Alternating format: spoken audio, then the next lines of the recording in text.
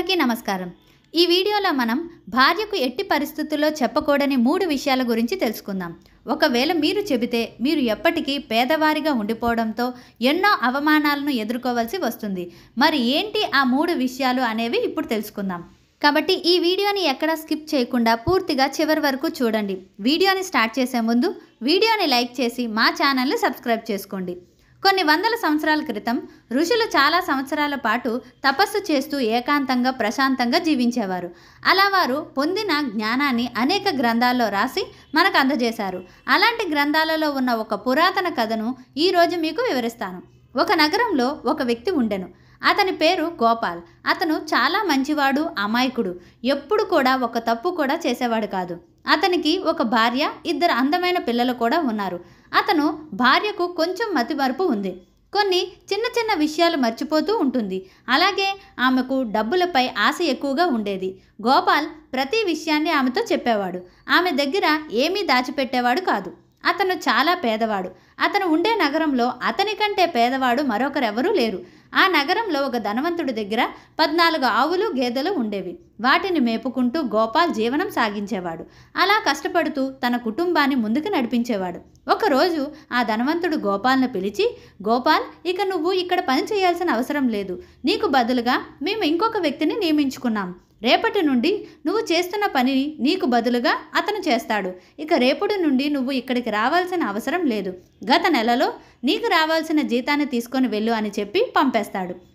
అది విన్న గోపాల్ చాలా బాధతో ఆ డబ్బును తీసుకొని ఇంటికి వెళ్తాడు। అతని చేతిలో ఉన్న డబ్బును చూసి అతని భార్య చాలా సంతోషిస్తుంది।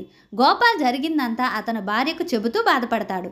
అతని పనిని కోల్పోయిన తర్వాత ఖాళీగా ఇంట్లోనే ఉండేవాడు। అతనికి చేయటానికి మరొక పని దొరకలేదు। రోజులు గడిచే కొద్దీ అతని దగ్గర ఉన్న డబ్బు కూడా అయిపోతుంది। చివరికి ఒక రోజు రానే వచ్చింది। ఆ రోజు గోపాల్ దగ్గర అతనికి తన కుటుంబానికి తినడానికి అసలు ఆహారం కూడా లేకుండా పోయింది। అతని పిల్లలు 2 ఆకలితో పడుకున్నారు। అది అతన్ని చాలా బాధ పెట్టింది। తనను తాను చేతకాని వాడిగా నిందించుకున్నాడు। తర్వాత ఒకరోజు ఉదయం కట్టెలు కొట్టి తీసుకురావడానికి అడవిలోకి వెళ్ళాడు। వాటిని అమ్ముకొని డబ్బులు సంపాదించాలని అనుకున్నాడు। ఇంతలో అతనికి ధ్యానం చేస్తున్న ఒక సాధువు కనిపించాడు। గోపాల్ ఆ సాధువు దగ్గరికి వెళ్ళి జరిగిందంతా ఆయనతో చెప్పాడు। అతని కష్టాలన్నీ గట్టెక్కే మార్గం చూపించమని ఆ సాధువుని అడిగాడు। అప్పుడు ఆ సాధువు, నాయనా, నీకు ఒక చెట్టు గురించి చెబుతాను। నీవు ఆ చెట్టును ఏమి కోరుకుంటే అది నీకు దాన్ని ఇస్తుంది। కానీ ఒక్క విషయం జాగ్రత్తగా గుర్తుపెట్టుకో, ఆ చెట్టు గురించి నువ్వు ఎవరితోనైనా చెబితే ఆ తర్వాత నుండి ఆ చెట్టు నీ కోరికలను తీర్చడం మానేస్తుంది అని చెబుతాడు। సాధువు చెప్పిందంతా విన్న తర్వాత గోపాల్ వెంటనే ఆ చెట్టు దగ్గరికి వెళ్తాడు। అక్కడికి వెళ్ళగానే అతనికి ఆకలితో ఉన్న తన భార్య, పిల్లలు గుర్తుకు వస్తారు। వెంటనే అతను తినడానికి ధాన్యం కావాలని ఆ చెట్టును అడుగుతాడు। వెంటనే ఒక పెద్ద ధాన్యం మూట అతని ముందు ప్రత్యక్షమవుతుంది। గోపాల్ సంతోషంతో వెంటనే దాన్ని తీసుకువెళ్ళి తన ఇంటికి చేరుతాడు। తర్వాత రోజు గోపాల్ మళ్ళీ ఆ చెట్టు దగ్గరికి వెళ్తాడు। ఇప్పుడు అతనికి ఏమి అడగాలో అర్థం కాక ఒక 5 బంగారు నాణేలు ఇవ్వమని అడుగుతాడు। వెంటనే అతని చేతిలోకి 5 బంగారు నాణేలు వస్తాయి। తలతల మెరుస్తున్న వాటిని తీసుకువెళ్ళి అతని భార్యకు చూపిస్తాడు। ఆమె కూడా సంతోషంతో, ఇవి ఎలా వచ్చాయి, వీటిని నీకు ఎవరు ఇచ్చారో అని అడిగింది। ముందు గోపాల్ ఆమెకు ఏమీ చెప్పలేదు, కానీ చెప్పే వరకు ఆమె వదలలేదు। చివరికి గోపాల్ జరిగిందంతా అతని భార్యకు చెబుతాడు। తర్వాత రోజు గోపాల్ చెట్టు దగ్గరికి వెళ్ళి నాకు 1000 బంగారు నాణేలు కావాలి అని అడగ్గా ఆ చెట్టు ఒక బంగారు నాణేల మూటని ఇస్తుంది। అలా ప్రతిరోజు ఆ చెట్టును అడిగి డబ్బు తీసుకుంటూ గోపాల్ చాలా ధనవంతుడు అవుతాడు। ఒక పశువుల కాపరి ఇంత ధనవంతుడు ఎలా అయ్యాడు అని ఊర్లో వారందరికీ అనుమానం వస్తుంది। వారు గోపాల్ని అడిగినప్పుడు అతడు వారికి ఏమీ చెప్పడు। దీంతో వాళ్ళు అతని భార్యను అడగడం మొదలు పెడతారు। అతని భార్య జరిగిందంతా వాళ్ళకి చెబుతుంది। ఆమెకు ఉన్న మతిమరుపు వల్ల ఆ విషయాన్ని ఎవరితో చెప్పకూడదు అని మర్చిపోతుంది।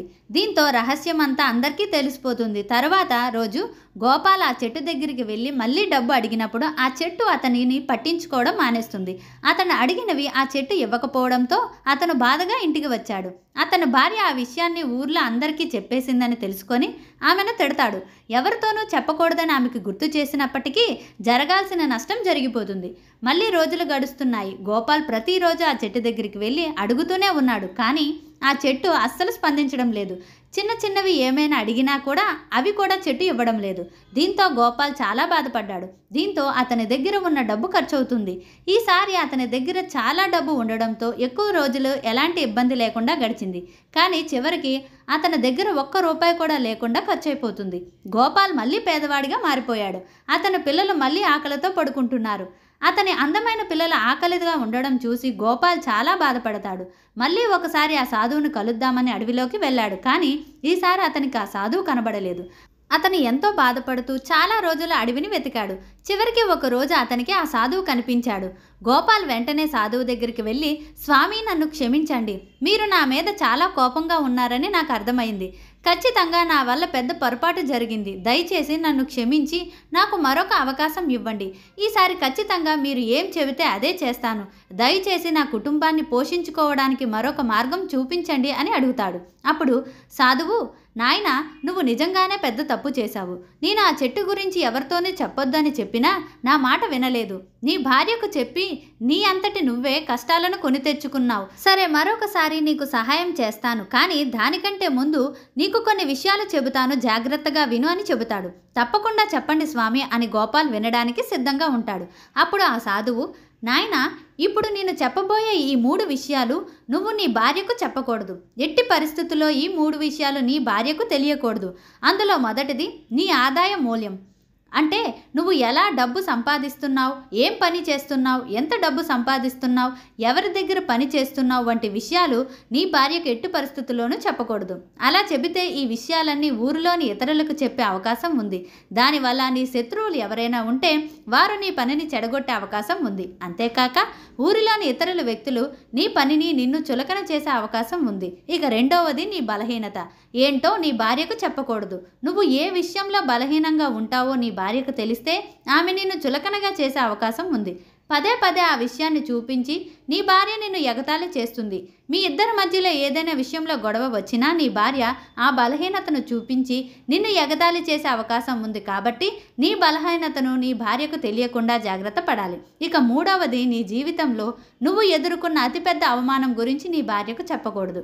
నిన్ను ఎవరు అవమానించారు, ఎలా అవమానించారు, ఏమని నిన్ను బాధ పెట్టారు, అలాంటి విషయాలు నీ భార్యకు చెప్పడం వల్ల మీ ఇద్దరి మధ్యలో ఏదైనా గొడవ వచ్చినప్పుడు ఆమె కూడా నిన్ను అవే మాటలు అనే అవకాశం ఉంది. దానివల్ల నువ్వు పదే పదే బాధపడే అవకాశం ఉంది. కాబట్టి నువ్వు ఎదుర్కొన్న అతిపెద్ద అవమానం గురించి నీ భార్యకు తెలియనివ్వకూడదు. అలా చెప్పిన తర్వాత గోపాలకు అతని భార్యతో ఎలాంటి విషయాలు చెప్పాలో, ఎలాంటి విషయాలు చెప్పకూడదో అర్థమవుతుంది. మీరు కూడా ఈ 3 విషయాలను గుర్తుంచుకోండి. వీటిని మీ భార్యకు చెప్పకుండా జాగ్రత్త పడుతూ సంతోషంగా, ప్రశాంతంగా జీవించండి. ఈ వీడియో మీకు ఎలా అనిపించిందో కామెంట్ చేయండి. అలాగే ఈ వీడియో మీకు నచ్చినట్లయితే ప్లీజ్ లైక్ చేసి మీ ఫ్రెండ్స్ అండ్ ఫ్యామిలీకి షేర్ చేయండి. అలాగే మా ఛానల్ని సబ్స్క్రైబ్ చేసుకొని మాకు మరింతగా సపోర్ట్ చేయండి. ధన్యవాదాలు.